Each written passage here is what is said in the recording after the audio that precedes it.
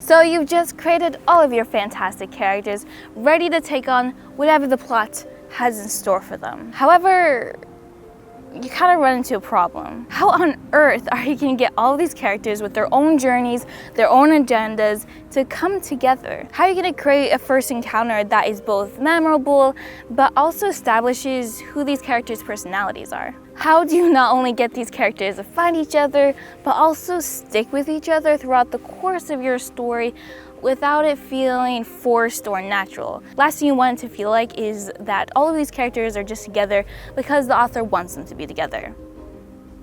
That you do not want that. If these have been questions you've been asking yourself, well, you've come to the right place, because these are the very questions me and my awesome, fantastic, stellar, other synonyms for amazing writing partners, aka 3 of my siblings, have asked ourselves many times, because we end up having far more characters in our stories than less characters in our stories. Yeah, we kind of have a bad habit of making all these characters with their own personal journeys, and then we're kind of left scrambling, trying to weave the characters together in a natural, satisfying, and coherent story. Yeah, that happens to us more often than not. So what we did was study some great novels and movies like we always do, tried them things out in our own writing, and then now we have found 5 ways you can bring characters together in a novel. I'll be giving you a bunch of examples and also some reasons why these methods work so well. Just a quick heads up, I know there's way more than 5 ways you can bring your characters together in a story, but these are the ways that I personally like to use the most and also see most often in movies and novels. So maybe one day I'll make a part 2 to this video of 5 other ways you can bring characters together, but as of now, here are the 5 ways you can bring your characters together in your story. First way to bring characters together is by helping or saving somebody. This one is by far the most common way to bring characters together in stories, but it's for good reason. One character is cast into a life-threatening situation and immediately sets up a sense of dread and conflict and danger. Not only is this going to be exciting in your story, but it also sets up a sense of trust between your characters. Having one character save and protect another character during a time of need creates connection and a bond between these 2 characters. For an example, you have Captain Jack Sparrow saving Elizabeth Swann in Pirates of the Caribbean. You have Luke Skywalker saving Princess Leia in Star Wars. You have Sokka and Katara saving Aang in Avatar: The Last Airbender, and you have Timon and Pumbaa saving Simba in The Lion King. And there's probably hundreds of other stories where characters are brought together by one character saving the other. And this is relatively easy to pull off too. All you have to do is throw one character into danger. This can be resulted from the main character's flaw, like Aang, or a result of the main conflict like in Star Wars. Give a good reason for the hero to be there, like Sokka and Katara fishing, or a good reason to help, like in Star Wars. Then lastly, give them a reason they stay together. After the initial meeting, what keeps them together? In How to Train Your Dragon, it was Hiccup's guilt that kept him coming back to Toothless time and time again. In Avatar: Last Airbender, it was Sokka and Katara's friendship that they built with Aang that made them want to save him again. A quick heads up is to be careful of what your character is being saved from. If your character is saving his friend from the main villain of your story too early on in your story, that ends up making the antagonist look weak, and you definitely don't want that in your story. So just keep that in mind if you do end up using this in your story. Number 2 is one character needs or wants something from the other character. Another common way to bring characters together is to have the main character's goal force him to need something from the other character. This can be as simple as wanting ice cream from the other character, or as big as secret information on how to bring down the antagonist. For example, in Pixar's Up, Russell needed a Boy Scout badge, so he went to Mr. Fredricksen to see if he needed help. Or like in Avatar when Aang went to Toph because he needed an earthbending teacher. This method works really well because it shows that the characters are active and goal-oriented, and then it also shows that they can't solve everything by him or herself. It also shows that the main character isn't this all-powerful being that can save the world easily with just the clap of his hands. For an example, in Pirates of the Caribbean, Will Turner needed Jack Sparrow for him to help find Elizabeth, and then Jack needed Will to help him get him out of prison. That brings them to making a deal and teaming up. So think of a character in your story. What does this character greatly want or need? Then think of the other character. What are those characters' strengths? What does that character know? What can that character do? What can that character give the other character that can slightly or greatly help him in his goal? Number 3 is that their goals naturally lead them to run into each other. One person may go to a party for the food, and another person may be going to the party to steal an unimaginably valuable object from the owner of the house that's hosting the party. Nonetheless, they still end up bumping into each other and spilling raspberry punch all over their not-so-cheap tuxedos. This can be a very fun way to bring your characters together. For example, is Merry and Pippin and Frodo and Sam when they bump into each other in the Fellowship of the Ring in Farmer Maggot's field. They're both in Farmer Maggot's fields for very different reasons. Merry and Pippin just want to steal some crops and get out of there. Getting mushrooms is the only thing on their mind. However, the only reason why Frodo and Sam are in Farmer Maggot's field is it's a quicker way to get to Bree and meet up with Gandalf. But even though these goals are very different, they still end up quite literally bumping into each other. And they end up journeying with each other for quite some time after that. Another example is in Wreck-It Ralph with Felix and the Sergeant. Felix is looking for Ralph to bring him back to his game, and the Sergeant is looking for the virus bug that has the potential to destroy all the games in the arcade. Again, two very separate goals, but they end up colliding and they spend the rest of the film together. This is a great way because again, it shows how active your characters are and makes them feel alive. The reason why they're together is not because the author just wanted them to bring them together. No, these characters wanted something, they needed to get something. They both needed different things, but they ended up crashing together anyway because it's a small world after all. It just feels way more natural. The characters are doing these things because they want to, and the other characters are also doing these things because they want to, but they ended up meeting each other anyway. It's also great because it shows different reasoning to why achieving this goal is important. One character may want to get that goal for one reason and the other character wants it for another reason, but it also shows all the different reasons to why they're working towards this thing. Whether it's Merry, Pippin, and Sam running from Farmer Maggots and his crazy dogs, or it's the Sergeant and Felix trying to get to Sugar Rush. So think about each of your characters' goals and then think of ways how they could collide or intersect or overlap. This could be a big event that involves both of the characters. One character is trying to blow up the venue and the other character is catering the event. So they would end up maybe meeting each other during that whole fiasco. Characters have a mutual friend or acquaintance that ends up leading them to meeting each other. Or they both want or need something from the same person or place, which ends up making them meet each other and even work together to get to that person or place. 4 is to have one character hire the other character. This can be a pretty simple way to bring your characters together if it works in your story, of course. And it adds a really interesting dynamic between your two characters that is unique to the employee and employer relationship. This can add a really interesting and fresh element to your story. For example is Luke Skywalker and Han Solo. Luke needed a way to get to the Death Star and Han Solo had a ship to do just that. So Luke ends up hiring Han Solo to fly him to the Death Star. Another example is Iron Man recruiting Spider-Man to help him out during Civil War. You know, I think Iron Man was feeling a little insecure, he felt a little short-handed, maybe a little intimidated by Captain America and his all-star team. So what does he do? He gets a supernatural team that has spider abilities for some reason and says, hey, wanna help me take down Captain America? Of course, who would say no to that? I mean, who would say no to that once-in-a-lifetime opportunity? I mean, I wouldn't, and you shouldn't either. But anyway, Iron Man hiring or recruiting Spider-Man definitely brings them together and keeps them together for a few new movies after that. This is really great because not only does it give them a reason to meet up with each other, but also gives them a really good reason to stick with each other. You know, if one character has to keep showing up day after day to work, chances are they're not going to be separating anytime soon. Unless one character quits or gets fired or something like that, obviously. Plus, it can open up new opportunities and help you think of new creative ideas for your story that you may have not thought of if one character wasn't working for the other character before.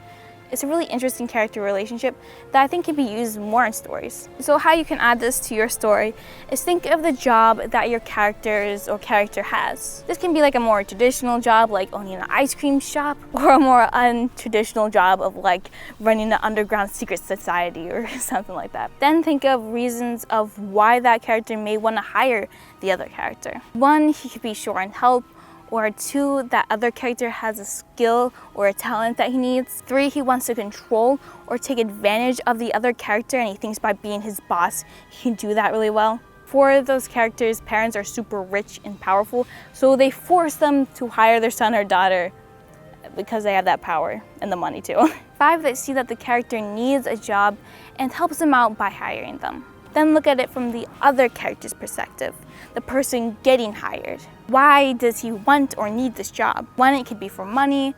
2, it's to get information.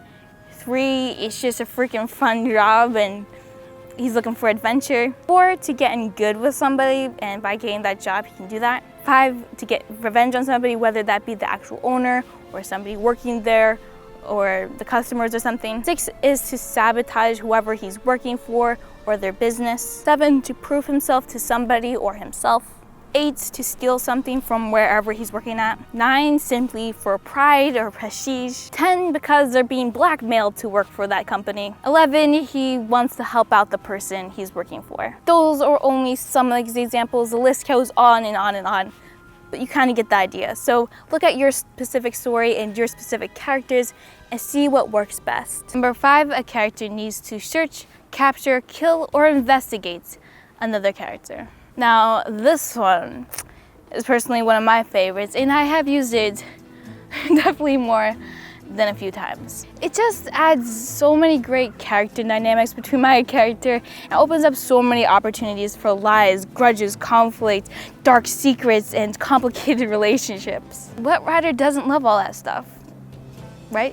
4 examples is between the Mandalorian and Baby Yoda. The Mandalorian needed to capture Baby Yoda, dead or alive, and this sweet and wholesome meeting is what started their relationship.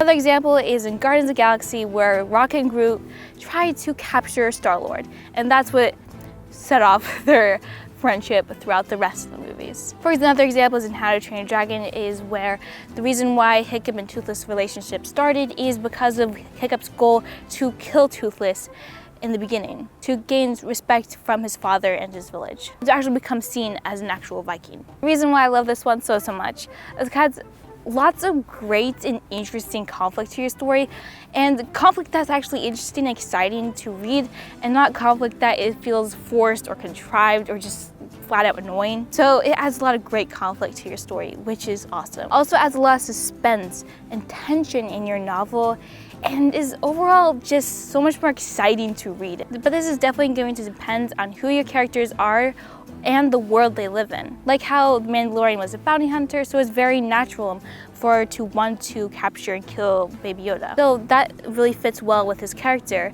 but also can fit in well with your world, like in How to Train Your Dragon's world, where in order to be respected as a Viking, you must kill a dragon, and that's what prompts Hiccup to try to kill Toothless. So by fleshing out your characters and building out your world, this can give you a lot of ideas on how you can use this method in your story. So maybe you figure out one of your character is a detective and your other character is the prime suspect.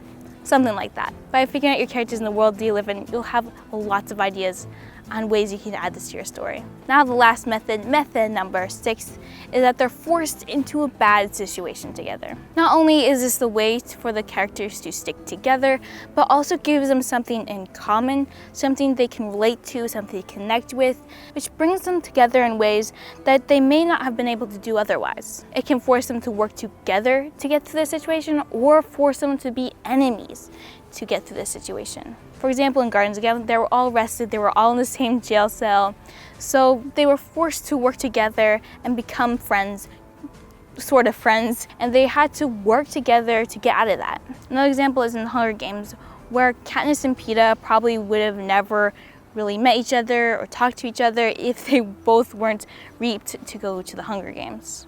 Being put in that terrible situation together, they ended up making a sort of kind of friendship, which you can argue whether that was an enemies or romance or something in between. Also with the same way with Katniss and Rue in the Hunger Games, they're both stuck in that arena, so they ended up bonding together because they're in that bad situation, and they helped each other out to try to survive.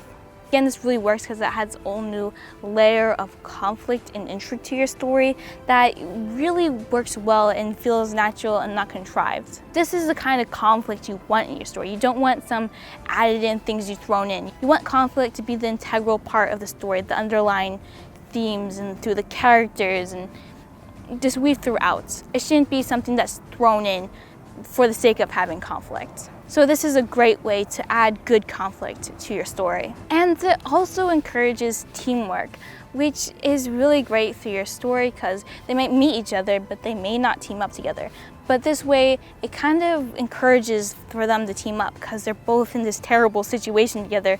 They're the only person they have, so they work together and they build that relationship with each other. So how you can put this into your story is to simply think of bad things or situations you can throw both of your characters into. You're a writer, so you should be good at this. Both of them are outcasts, both of them are homeless, both of them have been kidnapped by the same evil person. Whatever it is, just think of a whole bunch of bad situations that you can throw two of your characters into. It can be a big part of the story or a smaller part of the story. Whatever works best for those characters in your story. So now you know all these 6 different ways, all these 6 different paths you can go down to bring your characters together.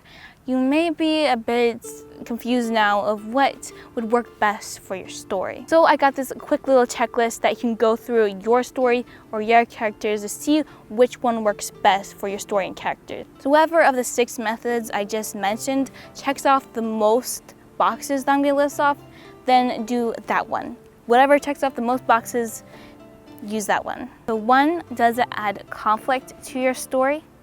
2, is it memorable? 3, are the characters active? 4, it establishes character dynamics right off the bat, like how in Wreck-It Ralph and Vanellope were bickering a whole bunch, or in Prince Caspian, when Caspian and Peter met each other, they were literally like going at each other's throats. That establishes definitely a lot of character dynamics. And then also in Up, where Mr. Fredricksen is very annoyed at Russell, so this shows this very vivid character dynamics going on. 5, they have an internal motivation to stay together, so they not only want to stay together because of the plot, but something inside of them that wants to stay with the other character. Like guilt in the case of Hiccup towards Toothless, or responsibility, or a loyalty like Sam was for Frodo, loneliness, loss, revenge, whether that be to that other character or both of those characters wanting revenge on somebody else. Curiosity, perhaps one character is super mysterious and another character has to figure out what's up with this character, so he or she sticks with them. Or it could be protection, which is in the case of both Hiccup and Toothless. They're both staying together because they want to protect one another. Okay, so those are the 6 ways you can bring your characters together in a unique, interesting, and memorable way in your story. Plus also a little checklist so that you can see which one works best for your story and your characters. There's probably hundreds of different ways characters can meet up, so comment below some other ways that you really like to use in your stories to bring characters together, or ways you see a lot in books and movies that you really enjoy. Also, a little reminder that Kingdom Pen has recently opened the Patreon, where we are hosting a whole bunch of different things, which includes surveys so you can request different video and article ideas that you want covered. So anything you're struggling with writing, you can request video articles and we'll definitely make a video or an article on that for you guys. And on the Patreon, you also can get advice and help with your stories and your novels, and you can even send some of your own writing on the Patreon to us, and we can help critique you and give you concrete advice on your stories to make it the best and greatest and most impactful and meaningful story possible. Along with that is so many other things on the Kingdom Pen Patreon. So if you want to check out our Patreon, then the links are in the description box below. Thank you so much for watching. Take heart, be courageous, and keep on writing. See ya.